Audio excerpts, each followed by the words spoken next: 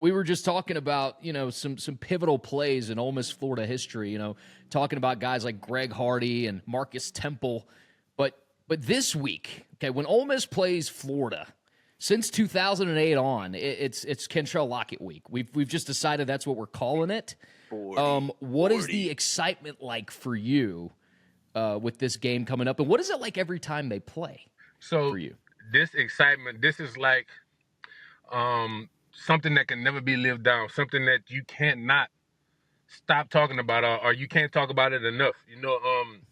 Just as crazy as it was that the ranking and everywhere where Florida was that year, and for the team, the caliber of the team that they had with Tebow, Percy Harvin, the Pouncey twins, and what everybody went later on to do in the actual football career, to say that one year that they were the national champions and we had that one blemish on their record, it's forever going to be a story that's going to be told. Whenever you see the Netflix series that they did, whenever you see Tim Tebow, whenever you see Percy Harvin, it's always just that little dark cloud that you go back to, that y'all lost that game against Ole Miss in the swamp because of a blocked field goal by Kentrell Lockett. It's always an icebreaker. So if you don't know, I lived in Jacksonville, Florida for maybe about 5-6 years in Tim Tebow's hometown.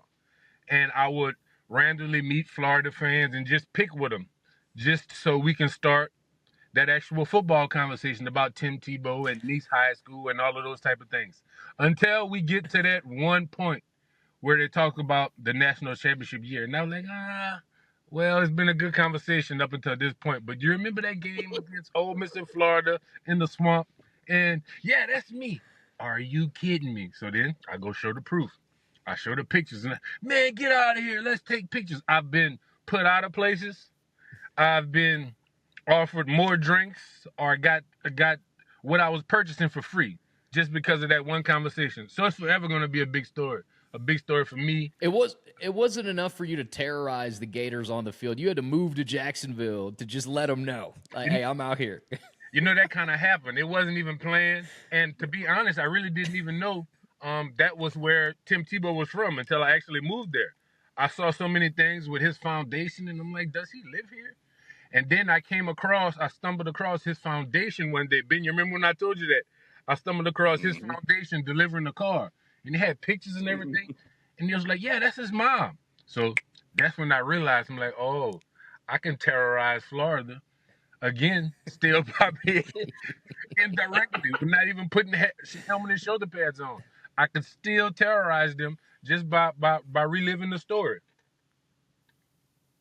For you, there might. I mean, it's been a little while now. I'll never forget where I was and when I was watching that game. How important it was because of where Ole Miss football was, and the odds stacked against that game. It was a turning point. It was a seminal moment, especially in the late 2000s for Ole Miss and the turnaround that happened under Houston Nutt. Really because of all the talent that Ed Orgeron compiled. They just need some. They just need an adult in the room to kind of lead a little structure, lead huh? Say that. Yes, just needed an adult. But Kentrell Lockett, that play we've talked about a lot. He and I used to do a podcast together. Then he disappeared on me.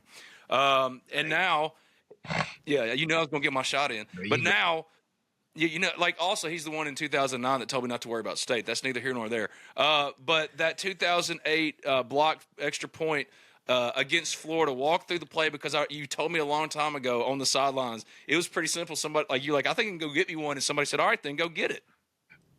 Since the game started, everybody kind of take you hear it. It's a broken record. Everybody kind of takes that play off. It's like snap, hinge, kick, good ball, just run off the field. It's just repetitive. And since the first time they kicked the field goal, extra point, whatever it may be, they just were so lax. And after I think it was the second extra point, I went off to the sideline and I said, Coach Rock, I could get a field goal. I could block a field goal. Why the hell are you telling me that, Lock? Go block it. Why are you telling me that? Go block it. So just so happened, after it was, who scored? Percy Harvin scored on like a toss play, or it was an option. It was an actual option. Percy Harvin scored on the toss to the left side, to the short side, wide side of the field. And I'm like, shit, well, okay, they didn't score. I'm trying to go get this field goal. So it was Justin Smith next to me. I'm like, Justin, I'm going to get this one. So I don't know if that motivated him to go a little bit harder or to hit the guard just a little bit harder than he did the previous field goal, but he did. And it opened the gap up just that much more. So I just was able to, it wasn't necessarily a hurdle. I just kind of made it easier for myself to get to the other side of the line of scrimmage. And at that point, to be honest, I was back there. I was nervous. I was kind of hesitant. I just made myself big because that ball could have been kicked anywhere. You could have been hit anywhere, you know. So it just so happened that it hit my arms and my forearms and all. But at that time when I blocked it and I did make contact with it, I didn't necessarily know if it still went in. Where did it go? Did it fall beyond the line of scrimmage for a scoop and score, whatever it may be? I didn't know. If you watch the video, you can tell by the time we even realized that, or I realized that it wasn't no good. It didn't go through. I was on the sideline already. I was already celebrating.